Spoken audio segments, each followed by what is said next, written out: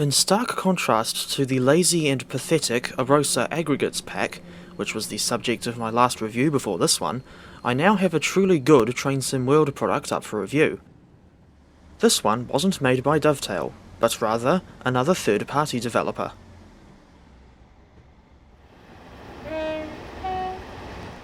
Just Trains have already made a name for themselves in Train Simulator Classic, thanks to their large selection of route and locomotive add-ons they've made over the years.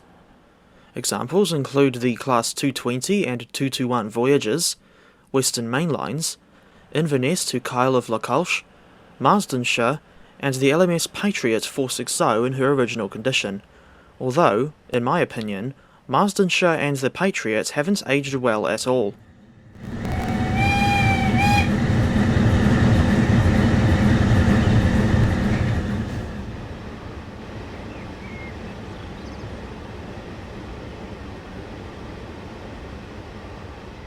In November 2023, JT released their first Train Sim World route. It's a small but non-linear section of track in the northwest of England, set in 1986, which happens to be one of my favourite years for music, despite not holding a candle to the likes of Heat of the Moment, Only the Lonely, Telegraph Road, Red Skies, and other songs from 1982. This route was a long time coming, so let's see if it was worth the wait. The add-on costs 57 New Zealand dollars at full price. Go figure. And just when I thought we were done with routes being that expensive. Of course, I'd rather see the myriad of problems in this game fixed instead of seeing the devs releasing new DLC over and over again. But the chances of Dovetail Games prioritising the player interests over making as much money as possible are so low that I'll probably go to Nashville and befriend Brett Cooper before DTG ever changes their ways. Preston is kind of like the main hub of the route, with branches going to Blackpool North, Blackpool South, Naze and Ormskirk. The total route length is only 48 miles. This pack is already looking somewhat promising, just from the route concept alone. I won't discuss every single station, but there are two that I think are worth mentioning here. Blackpool South used to be a much larger station, as the line once continued a little further to Blackpool Central until this station closed in 1964. Regional trains from Manchester, Liverpool and London were all diverted to Blackpool North in 1970. Then, in 1985, the booking office and waiting rooms up on Waterloo Road were all demolished, leaving just one little shelter on the former northbound platform. The station is still in operation as of 2023, and it's currently served by Northern Class 150 or 156 DMUs running hourly services to and from Preston, with most of the land next to the one surviving platform now being occupied by a car park and the Yeadon Way Road. Ormskirk Station opened in 1849, and in TSW, it's depicted in quite an unfamiliar condition to younger rail fans. Back in 1986, the station still had 2 platforms and a crossing loop, although only one track was still in use. It is a terminus for BR Diesel and Merseyrail electric services, which both use the same platform, where the track has been split with buffer stops in the middle. I don't know why this station is arranged in such a bizarre way. Besides all the stations, there are some important landmarks throughout the route. These include, but are not limited to, the large power pylon, visible from Blackpool North, as well as the roller coaster at Blackpool Pleasure Beach and St Walburg's Church in Preston. I don't know if I pronounced Walburg's right. Someone's bound to correct me if I'm wrong. The controversial Class 142 Pacer is included with this route. I initially thought we were only going to get this unit in the British Rail Provincial Blue livery, but as you can see here, we also get the so-called Skipper Chocolate and Cream, as well as GMPTE Orange. I always appreciate it when the devs include multiple liveries. Take notes, Dovetail. For some historical context, the Pacer trains were introduced in the mid-1980s, at a time when British Rail needed a cheap means of replacing older first-generation DMUs on lightly used rural lines. The Class 142 was the second production pacer behind the Class 141 of 1984, with 96 of these little two-car units being built between 1985 and 1987. The 142s were built by British Rail Engineering Limited and British Leyland, sharing many common traits with the Leyland National Bus as a result. Amongst other things, Pacers were infamous for their atrocious ride quality and ear-splitting flange squeal, with both problems having been caused by the use of fixed four-wheel underframes, with a long wheelbase to boot, instead of conventional bogies.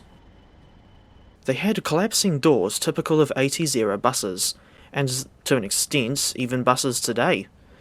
And the large step up from the doorway to the passenger saloon meant they couldn't easily take on prams and wheelchairs. Controversially, the 142s remained in service well past their intended lifespan, with the final units not being withdrawn from service until December 2020. Out of the 96 units that were built, a staggering 35 have been preserved. Interestingly, you get 3 different engine and transmission combinations with the 142 in TSW, but these different mechanical layouts are accurate to the real units. If my research is correct, they were originally built with Leyland TL11 prime movers and self-changing gears RRE5 transmission, but in the early 1990s they started to be upgraded with Cummins LTA10-R engines and Voith T211R hydrokinetic transmission, whatever that means. Naturally, the Leyland and Cummins engines sound completely different from each other.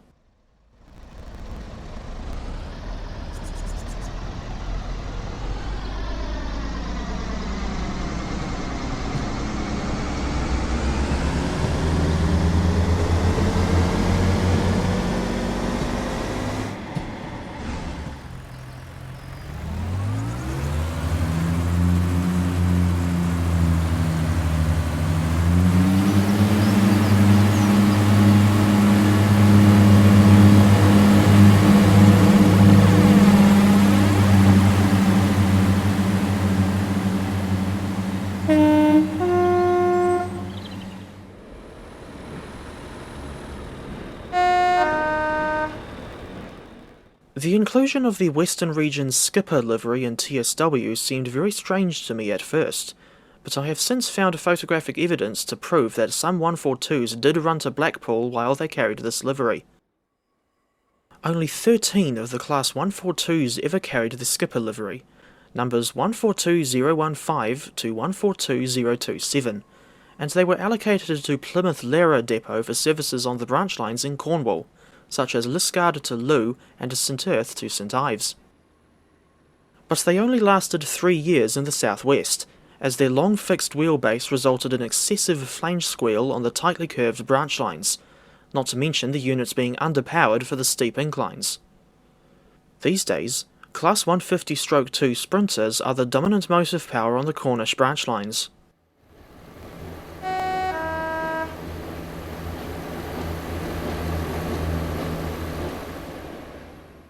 I was using the old AP/Wagons 142, with a reskin made by Vulcan Productions, for these scenes. And before anyone asks, yes, I am aware of the new Class 142 pack that Armstrong Powerhouse released for TS Classic about a month ago. No, I will not be trying it out anytime soon because I cannot justify spending £30 on that thing. £30 is an outrageously high price for a train simulator add-on, regardless of how good it may be. Bite me, fanboys. In its default state, the 142's horn sounds a little off because it doesn't have any reverb. However, there is a patch on the TrainSim community website that fixes this small issue. Here's what the modified horn sounds like.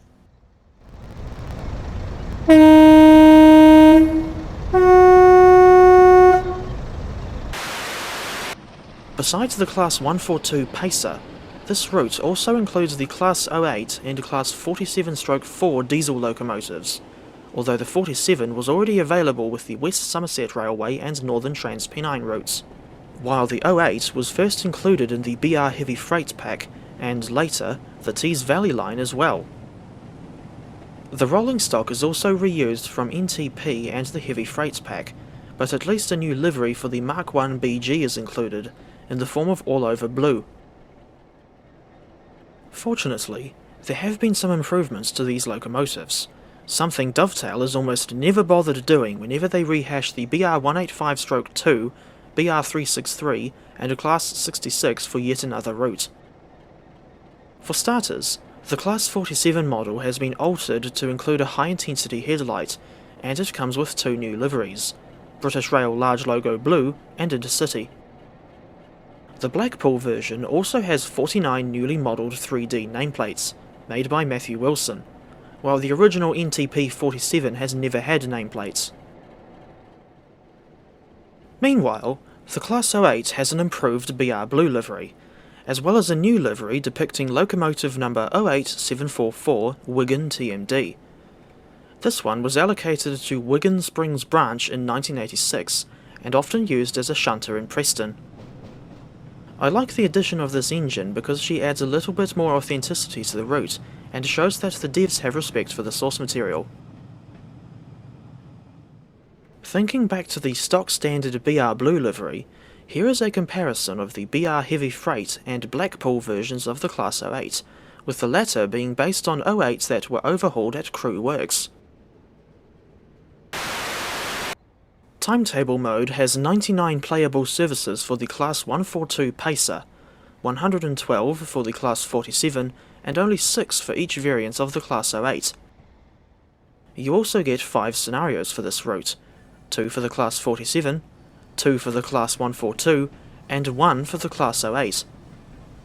I tried 2 of them for this review, called Blackpool Illuminations and Put a Gronk on it. The former is pretty boring, just a short non-stop run from Preston to Blackpool North with a Class 47, while the second is a little more interesting because it involves shunting coaches at Blackpool North with a Class 08. Outside of scenarios, the normal BR Blue Class 08 is used at Blackpool North, while 08744 Wigan TMD is used exclusively at Preston. In the case of the 142, the list of services is the same across all variants. Rather frustratingly, the 142 does not layer onto the Tees Valley line, despite the fact that this model has destination options for TVL stations, and Pacers were running on the real line in 1989, the time period in which the TVL add-on is set.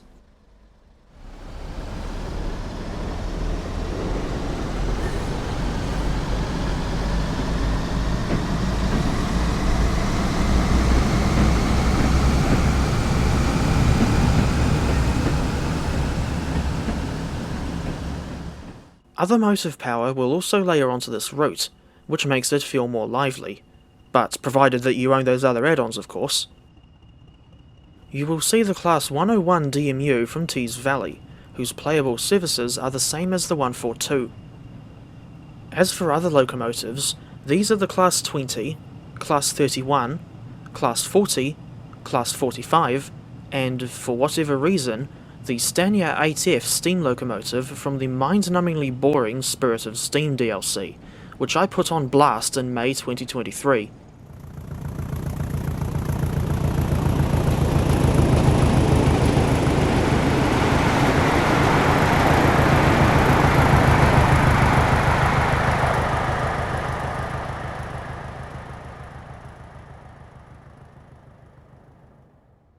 The Class 142 Pacer is used on local services throughout the entire route, apart from the now freight-only branch to Burn Naze.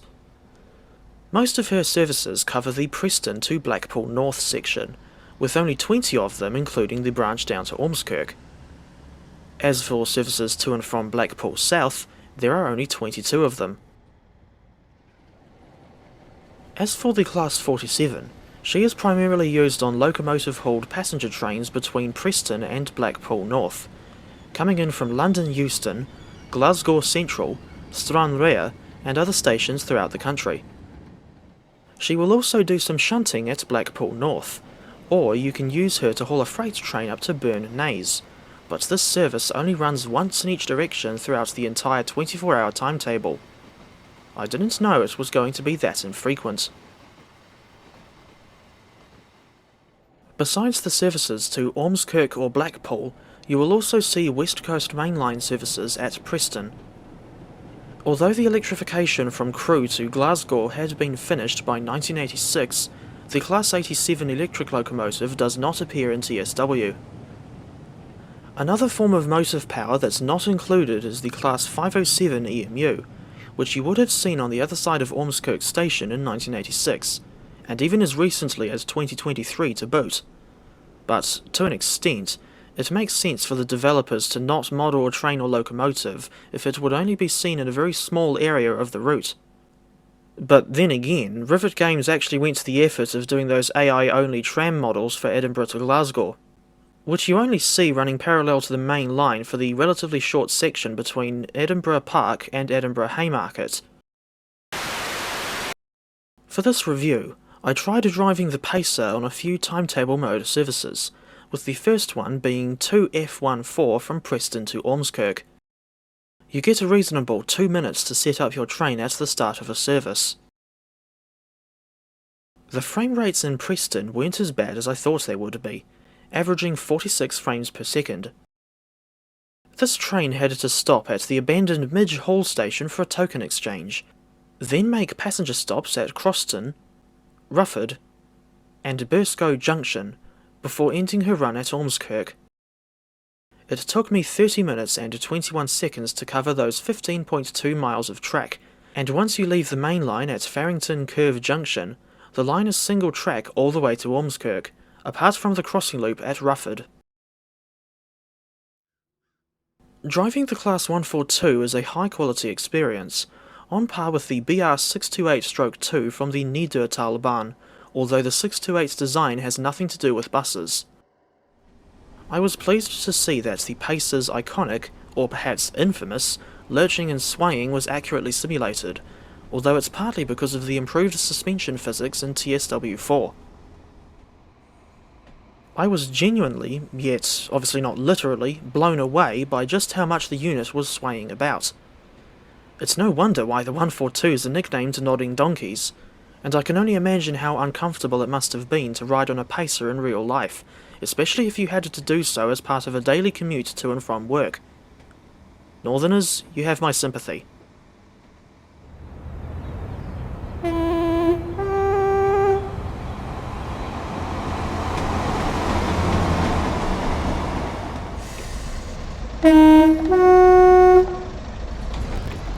When I was accelerating away from a station stop, I noticed the engine power briefly cutting out when the train got to 17 miles per hour, and this happened again at 27 and 43 miles per hour. This was on the variant marked 1985 to 1991, by the way. I used to think that the 142 was diesel hydraulic, but now I see that she's actually diesel mechanical with automatic transmission. I guess you learn something new every day. And for reference, the unit's top speed is 75 miles per hour. When I started exploring the stations on foot, the first one I went to was Ormskirk, and I thought we were off to a good start. You spawn in the waiting room, which looks very nicely modelled, as does the whole station. I also noticed what is meant to be a Royal Mail van in the car park, with fictional branding to get around licensing issues. And I like how you can also explore the staff room at this station.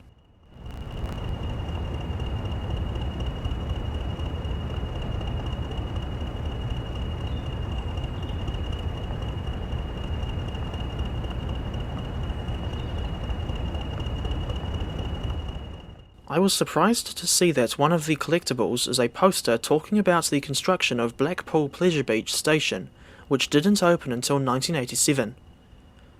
This reminds me of the Freeware East London line in TS Classic, where you can see posters on the stations that inform passengers of the upcoming closure of Shoreditch Station, prior to the line's conversion into a branch of the London Overground.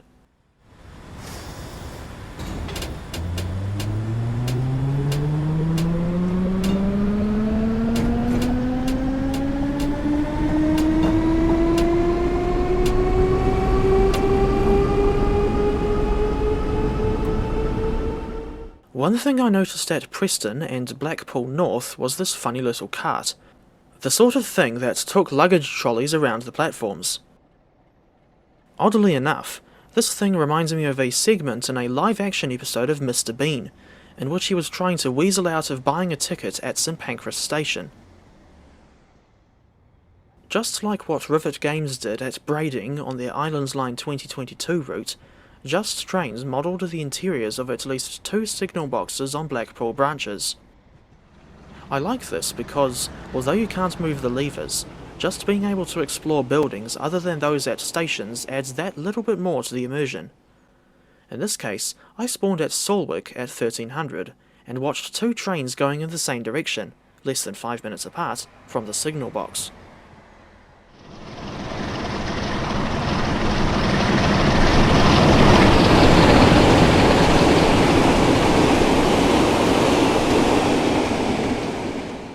Better call, Salwick Station itself is quite unusual, in the sense that there are no facilities here, apart from the canopy, and you don't even get benches.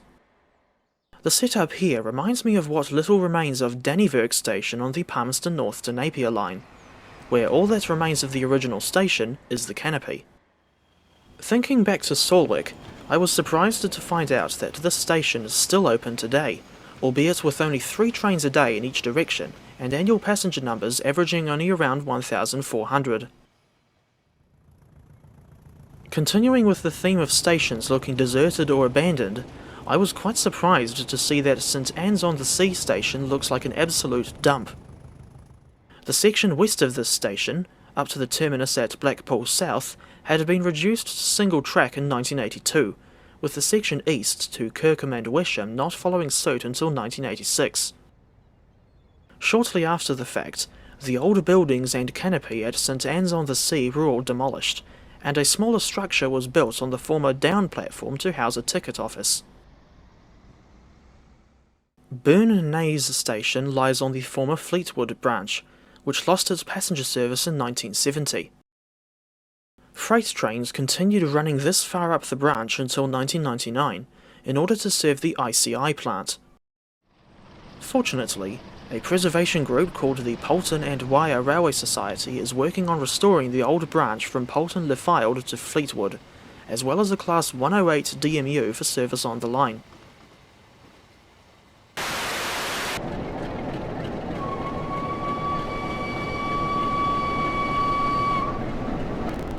I take my hat off to Just Trains for making a truly great add-on, something we don't see all that often in TSW these days, especially if the recent antics of Rivet Games are anything to go by.